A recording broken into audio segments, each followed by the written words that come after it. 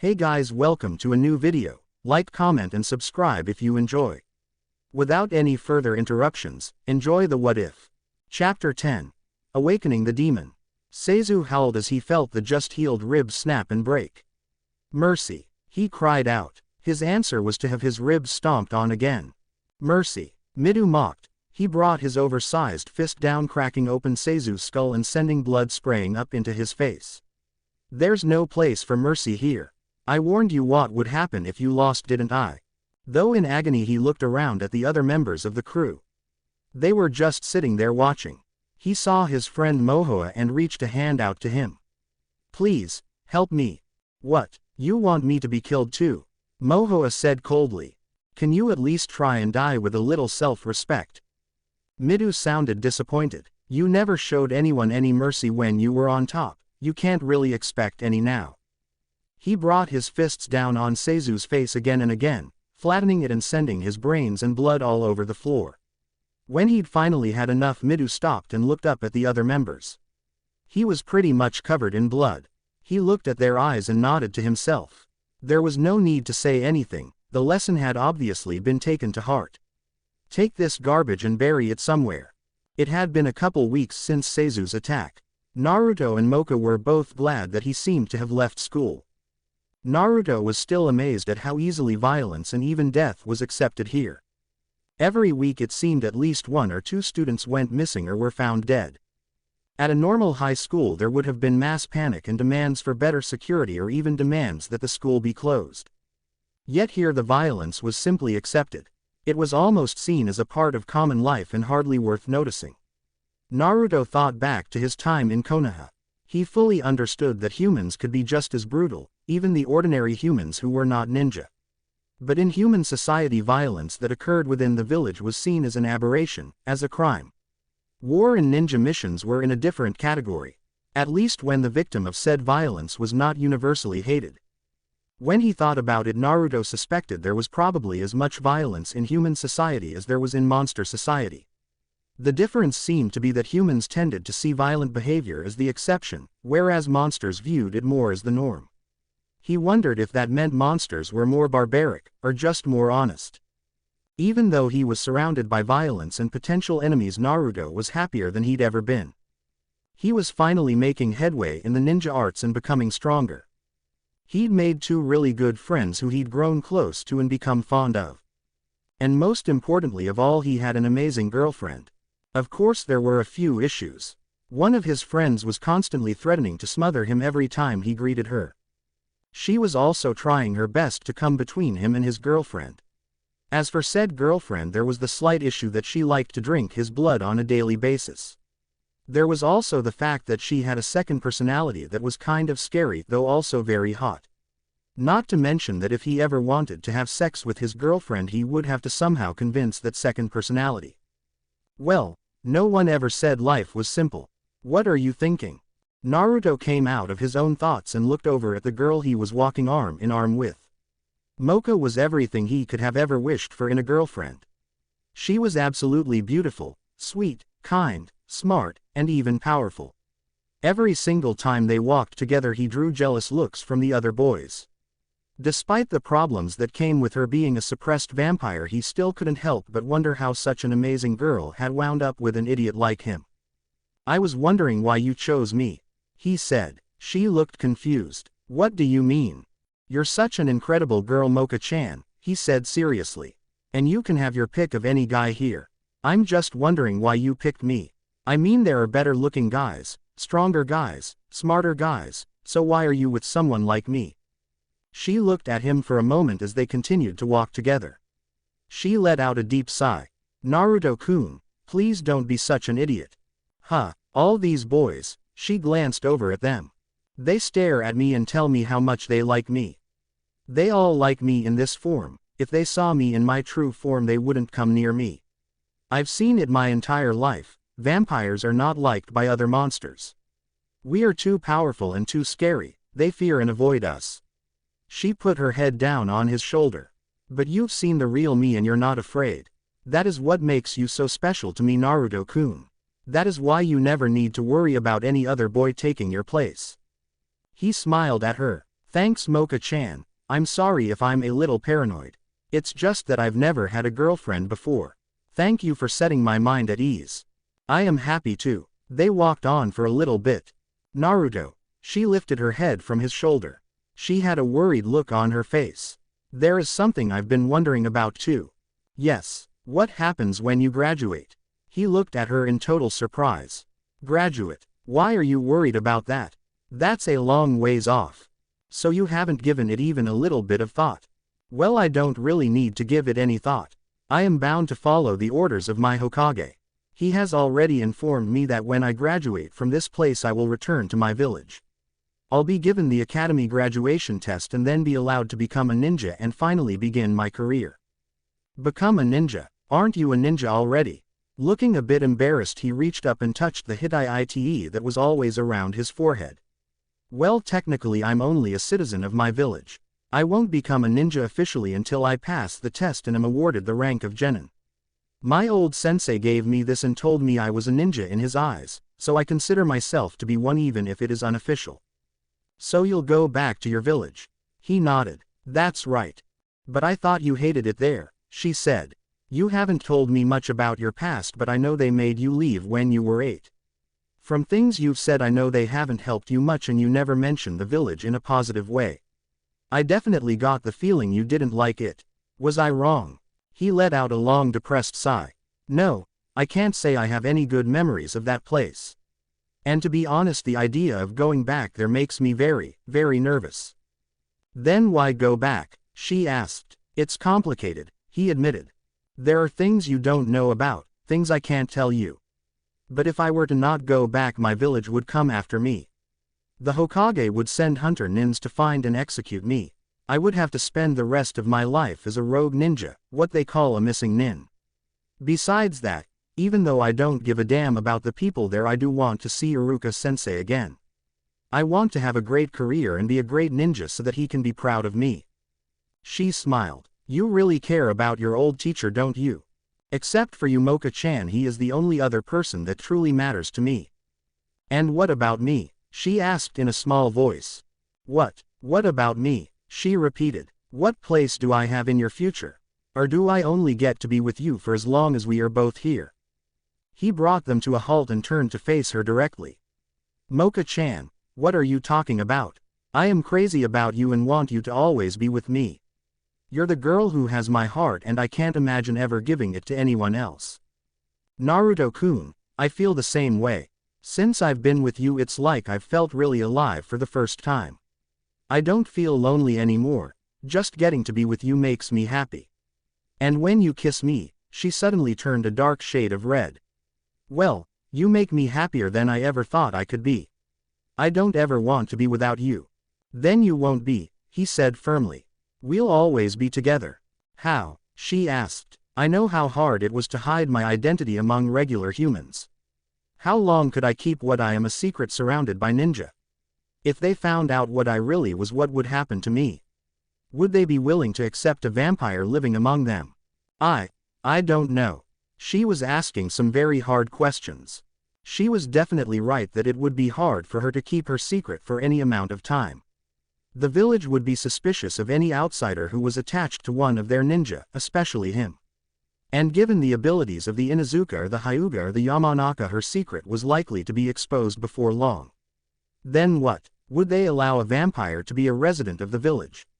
Naruto had no illusions about how tolerant the people of Konoha were. Seeing him struggling to try and answer, she gently reached out to take his arm and got them walking again. It's all right. Like you said, graduation is a long way off. You don't have to decide anything right this minute. For now I am very happy with the way things are. She looked at him carefully. But eventually you will have to make a decision about us. He slowly nodded and did not say anything more. She had brought up some very difficult questions. He would need to give them some serious thought. When they got to the girls' dorm they shared a quick kiss. Do you want to come over for some dinner and some studying? I'll make some of that ramen you like. He gave her a weak smile. Sure, he said. Mocha was an amazing girl with a lot of wonderful qualities. Alas, cooking was not one of them. I hope she manages not to burn the ramen this time. When the time came, there was a swirl of wind and leaves in Mocha's living room. Having learned the shunshin, he preferred to use it as a discreet way to go to and from Mocha's without anyone noticing. As soon as he materialized, he knew something was seriously wrong. Mocha was nowhere to be seen and there was no smell of burnt ramen in the air. Mocha-chan. Mocha, are you here? There was no answer to his call. Looking around, he spotted her leather briefcase sitting on the kitchen counter. There was a note taped to it. They were in an old abandoned warehouse a few miles from that academy. Inside, Midu waited patiently as one of his men hurried up to him. He's coming, just like you said he would. Midu nodded, not surprised. He looked over to where Mocha was bound up in chains. He must really love you. I mean to just walk right into what is an obvious trap. I'd certainly never do anything so stupid for anyone. Why are you doing this? She asked. We've never done anything to you. You exist, vampire, and that's reason enough. Midu said coldly. You elitist bastards who insist on thinking you're so superior to the rest of us. We outcast Ayashi despise all you pure breeds, and eventually we'll kill every last one of you. We'll create a world where our kind alone rule. Mocha stared at him. She could not understand such unreasoning hatred. Then leave Naruto out of this. He is human, so you have no reason to hate him. Sorry, but that's not going to be possible. He helped to defeat 3 of my people. I can't let a half-breed get away with that. Midu turned away from her and toward the gaping entrance to the warehouse. Naruto was calmly walking inside. Welcome. I thank you for coming. Naruto, please run. Mocha shouted to him. Get out of here. It's all right, Mocha-chan, he called out to her calmly. He continued to walk towards her as his eyes darted about. He could count 10 people, all of them between him and a chained-up Mocha. I trust you didn't tell anyone about this before coming here? Midu asked politely. No, I did as your note asked. Now let Mocha go. He casually took out a kunai. Smiling, Midu began to walk towards him. His people began to move to slowly surround Naruto. Your girlfriend was very hard to capture. I don't think I can just simply let her go. His body began changing and his right arm expanded into a mass of muscles. You know you're very brave to come here all alone. I would go anywhere or do anything for Mocha-chan. Now let her go or I'll make you pay for what you've done. Midu laughed and kept walking towards him, flexing his massive arm. And what can one little human do? Naruto smiled. I'm not just a human, I'm a ninja. With ease he threw the kunai at his opponent. Midu did not even bother to dodge as it sailed more than a foot from his head, actually landing near Mocha's feet. Is that it? Midu sounded disappointed. I saw you fight against Seizu. Is this really all you're going to do to try and save your precious girlfriend? Midu was standing right in front of him, raising his arm. Naruto stood where he was, calm and unmoving. There's something you should know about ninja. What's that? Midu brought his arm down, viciously striking the top of his opponent's head. The instant he hit him, Naruto disappeared in a puff of smoke. Well behind Midu and the others, the kunai's hinge was dropped and Naruto stood right in front of Mocha. Ninja know how to be sneaky when necessary. He reached out and pulled off Mocha's rosary. Immediately she was surrounded by a powerful demonic aura. Her hair became silver, her eyes red, and her body became a mature woman's. With ease she snapped the chains that had held her. She spared Naruto a quick nod before moving with her amazing speed straight at Midu. To be laying your hands on me, you trash. Before he could even move, she sent her fist into his face and Midu flying into and through a brick wall. Know your place. The other outcast Ayashi stood there in stunned horror and began to babble in panic. No way, she took him in one blow. We are so dead. Mocha looked at them contemptuously, then glanced over to Naruto. Uzumaki Naruto, I thank you for your assistance. He smiled at her, relieved everything was now okay. No problem, Mocha-san. She looked back at the others. Leave now and never trouble either of us again, or else attack me and take your chances. They all looked at each other nervously. None of them eager to fight someone powerful enough to defeat Midu-san with just one blow. As Mocha was eyeing them, the pile of fallen bricks was tossed aside and Midu rushed toward her back. Don't underestimate me. He was fast and caught her with a powerful punch to her back that sent her down onto the concrete floor. Mocha. Naruto pulled out a pair of kunai and rushed over to her side. Are you all right? Ignoring his outstretched hand, she quickly got back to her feet. Do not be so concerned, Uzumaki Naruto, he caught me by surprise. She turned back towards Midu. But such a weak monster could never defeat me. Again she moved straight at Midu with her full speed. Even though he was ready for her, he was too slow to block her attacks. She struck him a quick series of punches and kicks that sent him reeling back. He tried to hit her, but his punches with his huge arms seemed slow and clumsy, and she had no trouble evading them. As they fought, Naruto kept an eye on the rest of them. Since she seemed to be having no trouble with her fight, he decided to be her backup and keep an eye out for any sort of nasty surprise. One of the outcast Ayashi looked at another and nodded. Understanding, the second ran over to a lever at the far wall. Mocha looked down at her bloodied and beaten opponent. Have you had enough? She asked with a snarl. Or do you require more of a beating to know your place? Midu looked up at her and struggled back to his feet. So this is the strength of a vampire. I finally understand. You take the energy of your demonic aura and convert it into physical power, don't you? Simple, yet dreadfully effective. But, he smiled at her with a bloodied mouth. With only this you cannot win against me. What did you say? Mocha prepared to continue his beating. Vampires may hold the greatest power, but in exchange they are famous for their many weaknesses. Above them there was a creaking sound, followed by the gentle fall of water from the sprinkler system. Among them being water, I believe. Ah! Mocha howled in agony and collapsed, her power painfully drained from her. Mocha-san. Seeing her in sudden trouble, Naruto ran towards her regardless of the danger. But with the vampire now incapacitated and helpless, the others were able to grab a hold of him. Get his arms and don't let him bring his hands together, Midu ordered. If he can't use his hands, he can't work any of his magic. Two got a hold of each arm and forced Naruto down to the ground. They were much too strong for him to shake loose, and while they held his arms he could not work a jutsu. Get away from Mocha, he screamed at them. Midu wiped the blood from his mouth and smiled up towards the sprinklers. To think, all it took to defeat a mighty vampire was a little water. He looked down at her. She was awake and conscious but barely able to move. Would you like to make some more threats or tell me again about putting me in my place? She looked up at him. Despite the pain, she was still able to speak. Please let Naruto go. Do what you want with me, but let him go. He shook his head. Well, how noble, how tragic, someone should write a book. Neither of you are going to survive this. The only question is, who do I beat to death first? He looked from Mocha over to Naruto and then back again. Let's do this the old-fashioned way, ladies first. He lifted up his arm. Stop, Naruto howled. Don't touch her. He struggled like an animal but remained pinned to the ground. Does it hurt, half-breed? Midu asked in a polite voice. Knowing the girl you love is about to die and there's not a damn thing you can do but watch. Like I said before, what can one little human do? He turned back to Mocha and got ready to end her life. Mocha looked up, unafraid. Please escape, Naruto, I want you to live. Seeing what was about to happen, Naruto felt a terrible rage fill him. He shut his eyes and looked inside to a dark place that had always been there. Give me power, he cried out. And there was an answer. Something frightening stirred and came awake. He felt its power flow through him like fire. Done. A voice boomed and began to laugh. Midu suddenly froze as he felt a new demonic aura fill the air. There were screams of terror as his people were suddenly tossed aside as though made of straw. Naruto was standing on his feet, a demonic aura blazing all around him.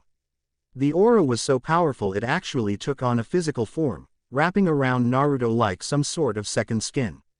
It took on the shape of animal, even creating ears and a single tail. Midu could see that Naruto's body had transformed as well. His hands had become claws, the scars on his cheeks had thickened, and he now had fangs.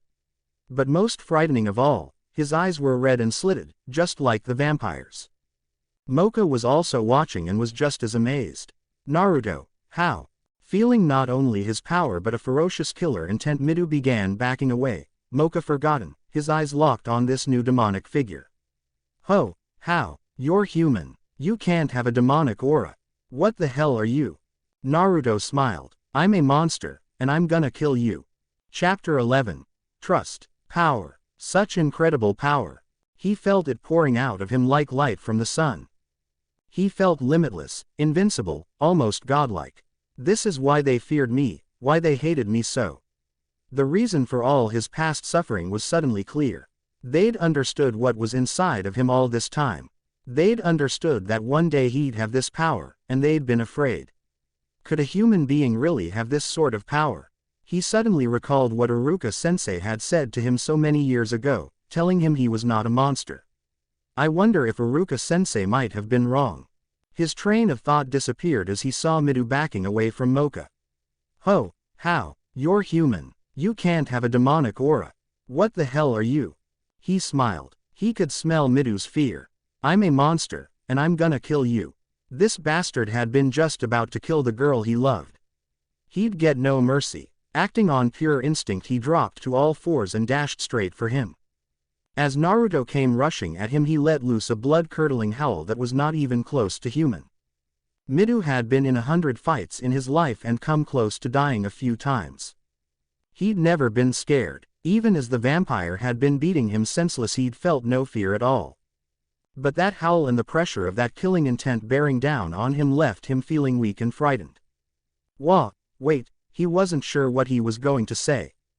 But whatever it was, he never got the chance. Naruto raced up to him and raked his hand straight up and out. The demonic cloak that surrounded him mimicked his move. A claw made of the solid aura tore straight into his stomach and plunged in deep.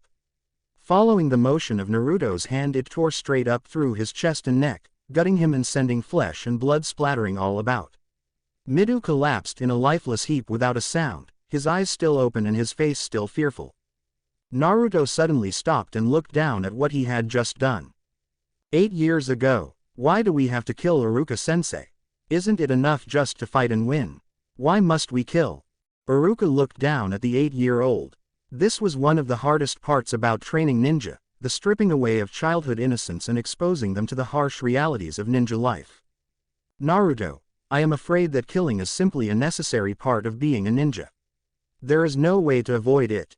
Be certain, if you become a ninja you will have to kill at some point."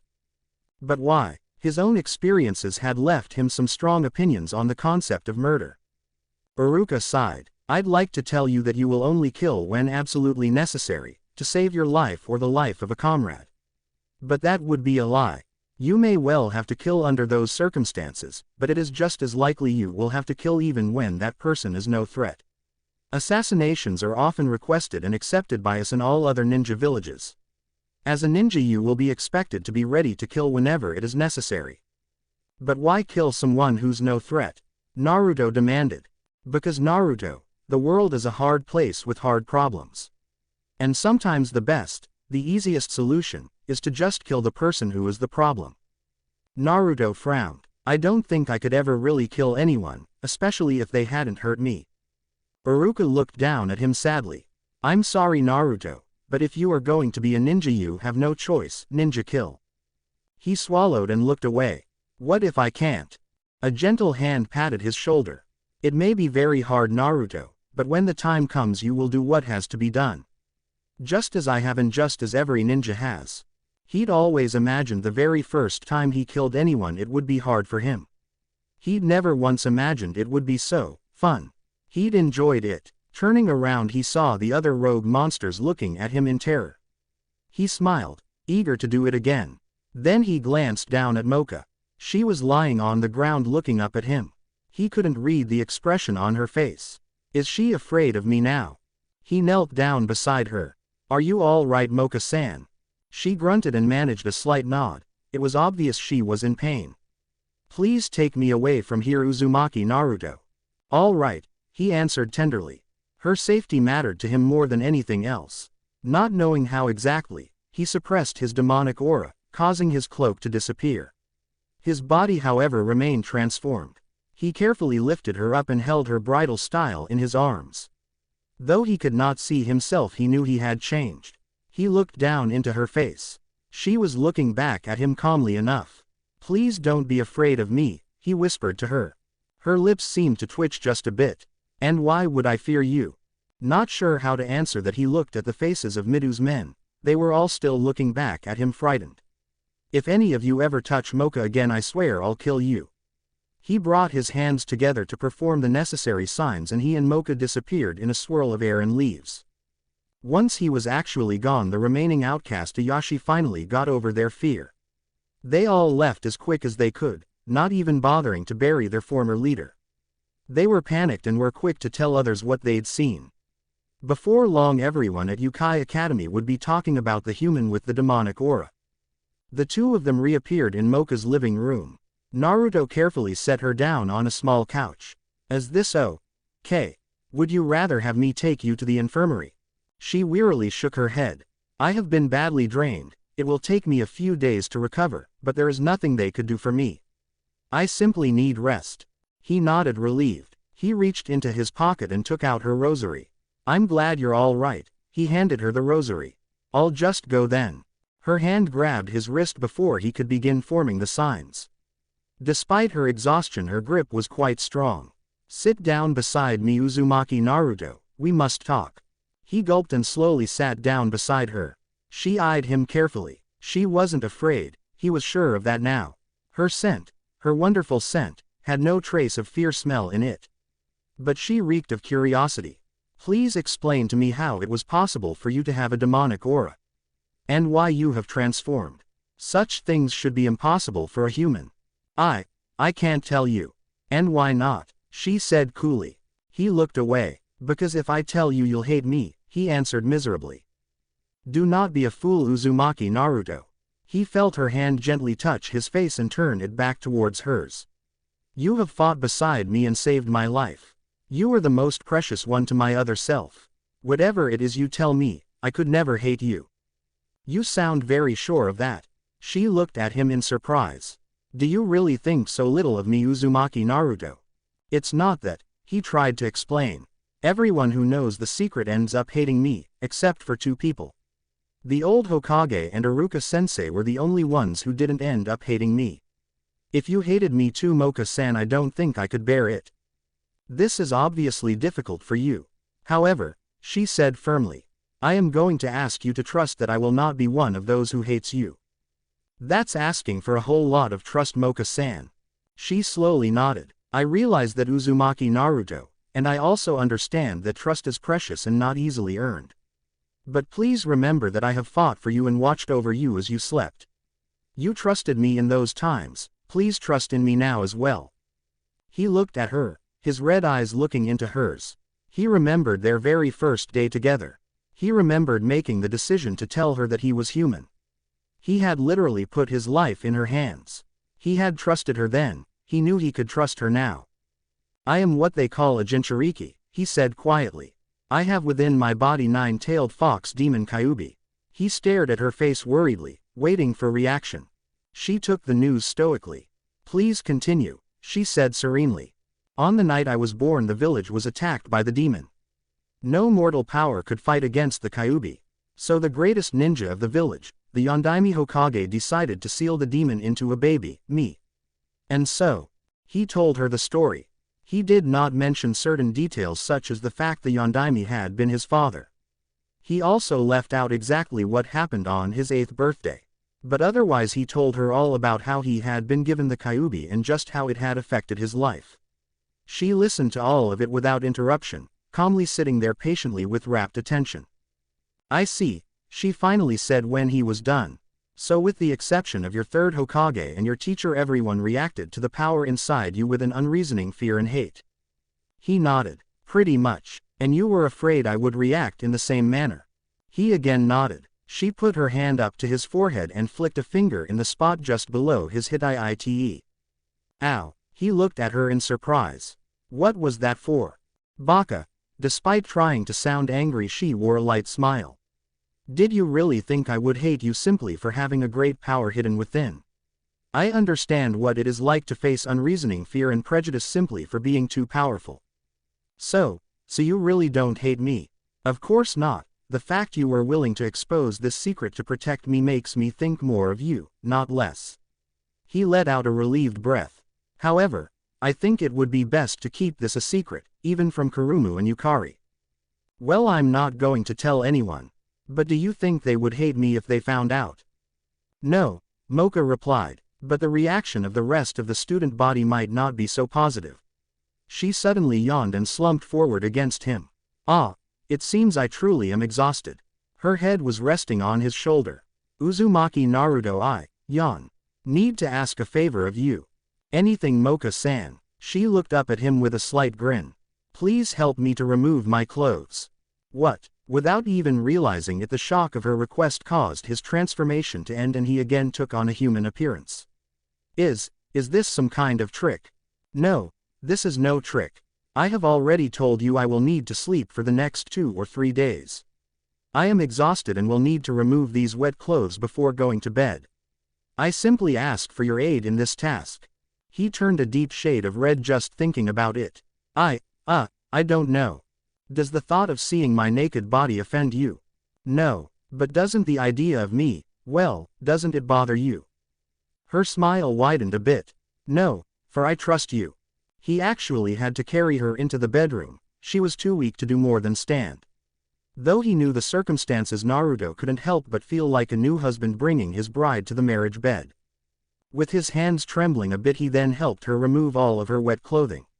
He tried to be a gentleman. He did not say anything and did not allow his hands to wander anywhere they didn't belong. He tried not to stare, but there was no way for him not to see all of her. Her body was absolutely amazing, every inch firm and supple. She was not quite as voluptuous as Koromu, but there was nothing to complain about in any area. Right, Igu, guess I better go." He had done as she asked and now she was standing there naked in front of him. Before he could leave, she leaned forwards, pressing herself against him. Her body was so incredibly warm and firm. She brought her lips to his ear and whispered to him, "There is one last thing before you go." Yes. His heart was pounding and he was holding his hands out, not sure what to do with them. 1,000 possibilities were flashing through his head. He could feel her hot breath against his skin as she spoke. "From now on, you have permission to call me Moka-chan." She let go of him and slipped into her bed and beneath her covers. "Good night, Naruto." "Good night, Moka-chan." He turned and fled her bedroom as fast as he could before he did something he'd regret. Watching him run away, the adult Moka smiled and laughed herself to sleep. Chapter 12. The Great Lord Kyuubi. Boring, he muttered to himself. Moka had told him she would need to spend the next few days sleeping, so he hadn't been surprised when she wasn't there to work out with him. What had surprised him was that he'd grown so used to having her there with him. He'd spent years working out alone after Iruka got recalled. He'd always been fine with it. But now he found himself missing having her there beside him. The morning workout just wasn't the same. Of course there was something else on his mind. He'd barely gotten any sleep last night. He'd been thinking about Moka's gorgeous pale body and the feel of her skin as he'd slowly slipped off her clothing. He'd thought about that wonderful pressure as she'd leaned into him. He thought of delicious scent and of the warmth of her breath against his skin. He thought about the way she smiled at him. Never the big open smiles that teenage Moka gave him. The adult Moka had these slight grins and smirks that always seemed to hint at more. He loved teen Moka. He loved her warmth, her openness and her kindness. But it seemed that her adult version kept preying on his mind. There was something about the older Moka that just drew him in. She was powerful and fearsome and he always felt that he had to earn what he got from her. She was a challenge. Being so drawn to the adult Moka, he almost felt as though he were being unfaithful to the younger version. He knew that wasn't the case since they were both the same person and shared the same memories. Still, he felt a little guilty at being so into the adult Moka. Is it possible to cheat on a girl with the same girl? He shook his head. This was pointless. He couldn't do anything about Moka right now anyway. There was something that he could deal with, however. It was something he'd been avoiding for a long time. But now he would face it head on. He sat down beneath a tree in the lotus position and shut his eyes. He calmly began to meditate and focus inward. "All right, you damn fox. The warden wants to have a word with you." Naruto found himself in the middle of a vast cemetery. Well, I wasn't expecting this. He got up and began walking around to try and find the fox. As he searched, he glanced over at some of the tombstones. Here lies Uzumaki Naruto, murdered by the people he tried to serve. Here lies Uzumaki Naruto, unloved, unmourned, and forgotten. Here lies Uzumaki Naruto, whose death was a source of great joy. All the tombstones were similar, all of them recording some tragic end. You know, he shouted. I go to a school filled with monsters and I've had an entire village hate my guts. If you want to scare me you'll have to do a lot better than this. From somewhere up ahead of him laughter rumbled. Oh, don't blame me. Everything you see here comes from your own mind. There was fresh laughter. I'd say you have a poor outlook. Yeah, well, having a demon inside your guts will do that to a guy. He followed the sound of the voice to a large decrepit mausoleum. The entrance was barred by a rusted iron gate with a single paper seal placed on it. Beyond the gate there was only darkness. I want to have a talk with you. I imagined that you did human. After all, this is the first time you've called on me. But really, shouldn't you be thanking me first? Thanking you, he shouted. For what? Destroying my life, making my whole village hate me, killing my parents. Two large orange eyes suddenly appeared in the darkness behind the gate. For giving you power when you needed it. I'm not thanking you for that. So far as I'm concerned, that's the very least you owe me after all the grief you've caused. You know, human, I don't think I care much for your attitude. I am the great Lord Demon Fox Kyuubi, show me proper respect. Naruto smiled. Fuck you. What did you say? The Kyuubi growled. I said fuck you. Naruto shouted at him. You're the great lord of nothing now. All you are is a prisoner inside my belly. Beneath the eyes 2 rows of jagged teeth appeared. Have a care how you speak to me, mortal, or you will regret it. How? What are you going to do to me? Naruto demanded. Make people hate me. Force me to live all alone. Send me to a place filled with monsters that think of me as a half-breed, and occasionally try to kill me. Oh wait, you've already done all that. Face it, you've already caused me as much harm as you can. You have no idea what I can do to you, mortal worm. Save it, Naruto replied unimpressed. I know all about how the seal works. You can't control me or hurt me unless I allow it. And hurting me doesn't really help you anyway, since if I die you die. He heard the Kyuubi growl. I cannot let you die, that is true. But I can let you suffer. Perhaps the next time your mate is in danger I won't give you any of my power until your own life is in jeopardy. If Mocha dies because you won't give me power when I need it, I'll kill myself. The Kyuubi glared down at him. They both knew he was speaking the truth. What do you want, human? I want you to give me free access to your power whenever I need it. No, the stronger I am the better chance I have of surviving.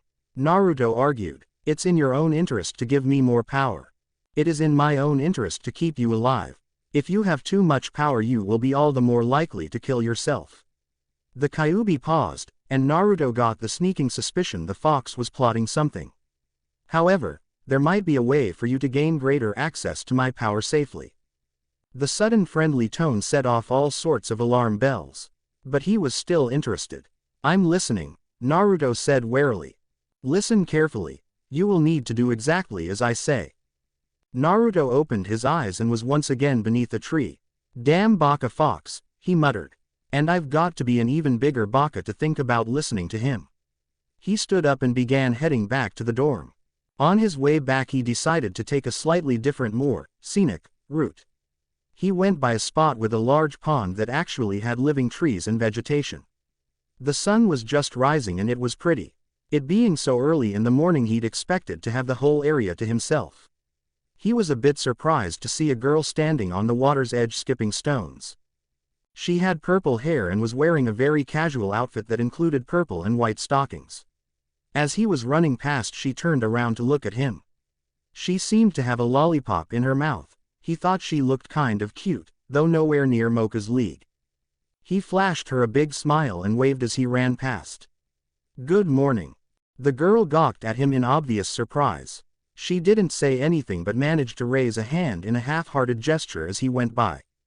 Kind of cute but shy, he decided. As he ran past he forgot about her as he had many things on his mind. He first noticed it when he went down to the dorm cafeteria to eat. Conversation stopped and all eyes turned to him. He'd gotten used to getting a few jealous or unhappy looks from people. But this was different. Everyone stopped to look up at him. When he sat down at a table the 2 others sitting there quickly got up to leave. The looks themselves had changed too. He recognized the looks, he'd seen them often enough. They're afraid of me. Naruto-kun. As soon as he exited the dorm, Kurumu ran up to him. Are you all right? She grabbed his face and shoved it into her chest. There are some crazy rumors going around. You're smothering him, you big-chested bimbo. Yukari said. Kurumu released her death grip and Naruto took a moment to regain his breath. What sort of rumors? There's talk that you were attacked by a bunch of rogue monsters and that you killed one of them after getting a demonic aura. The whole school is talking about it. Kurumu said. It's not true, is it? Don't be ridiculous, Yukari said. Only the most powerful monsters have demonic auras. A human can't have one. So you weren't attacked yesterday? Kurumu asked. The girls were putting him in a tight spot. He'd been planning to tell them nothing at all about the fight, and to say that Mocha had left the academy for a few days. But if the whole school already knew, let's go somewhere quiet and talk. They both looked stunned. So you wound up rescuing Mocha and killing their leader? Kurumu said, amazed. And Mocha-chan is really all right? Yukari said worriedly. Yeah, I really did that, and Mocha-chan is fine. She just needs to sleep for the next few days to recover her strength. He'd told them a carefully censored version of events. A version that left out the Kyuubi's power or the fact he'd seen Mocha naked.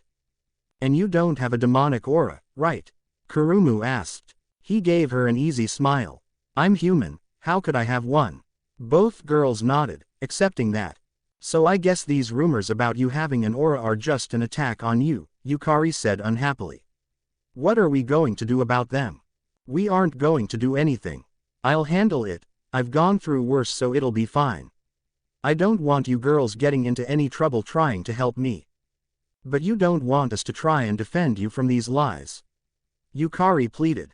No, Naruto said firmly.